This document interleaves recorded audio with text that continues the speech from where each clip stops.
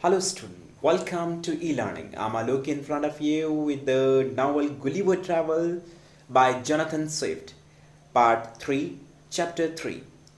Gulliver wanted to visit the island. Gulliver इस island पर घूमना चाहता है to satisfy his curiosity ताकि वो अपनी जिज्ञासाओं को पूरा कर सके.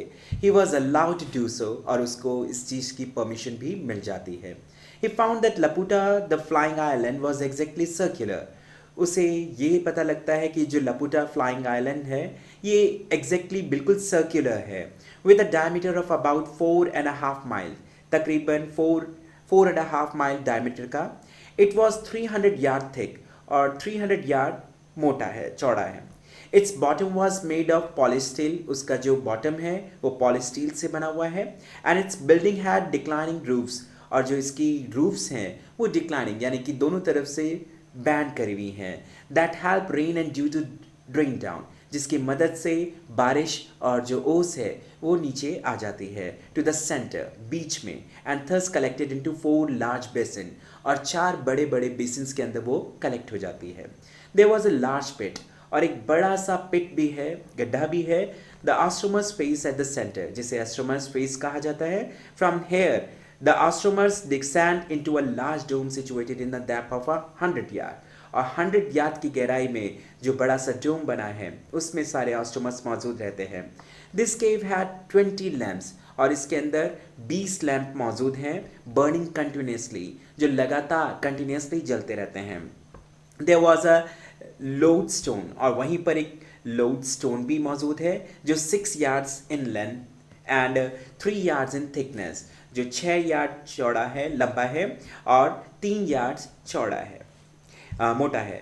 It was held in position by a strong axle, और एक मजबूत एक्सेल की तरह वो बीच में मौजूद है. और entire fate of the island depends on this lodestone और मैग्नेट, और पूरा का पूरा जो आइलैंड है इसी लोड स्टोन के ऊपर और मैग्नेट के ऊपर डिपेंड करता है. This lodestone help the island to rise, इसी की मदद से ये आइलैंड उड़ता है एंड फॉल, और नीचे आता है, and move from one point two another, और एक पॉइंट से दूसरी तरफ बढ़ता है. But this movement were limited, लेकिन ये जो मूवमेंट है लिमिटेड है. It could not move beyond the boundaries of the king, ये राजा की बाउंड्री से आगे नहीं बढ़ता जहां पर उसका राज है.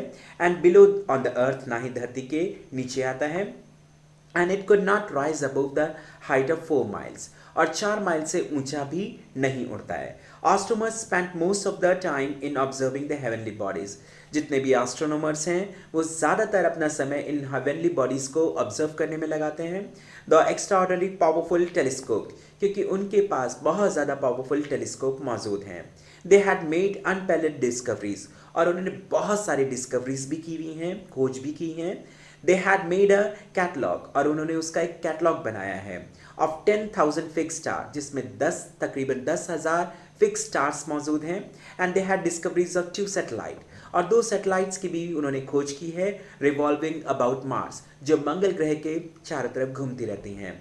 And had observe 93 different comets, और तकरीबन 93 कॉमेट्स को उन्होंने डिस्कवर किया है. The king was very powerful, राजा बहुत शक्तिशाली है. And he could destroy the towns and city on the earth if people they are revolted against him. अगर धरती के ऊपर कोई भी लोग राजा का विरोध करते हैं राजा के प्रति, तो वो उनके शहरों को और नगरों को तबाह कर देता है. But many of his minister, लेकिन ज़्यादातर उसके जो मिनिस्टर्स हैं हैड स्टेट्स देयर, उन्होंने अपने स्टेट्स बसा रखे हैं धरती पर. So they would not make any destruction possible, और इसी वजह से वो नहीं चाहते कि राजा वहाँ ज़्यादा डिस्ट्रक्शन करें.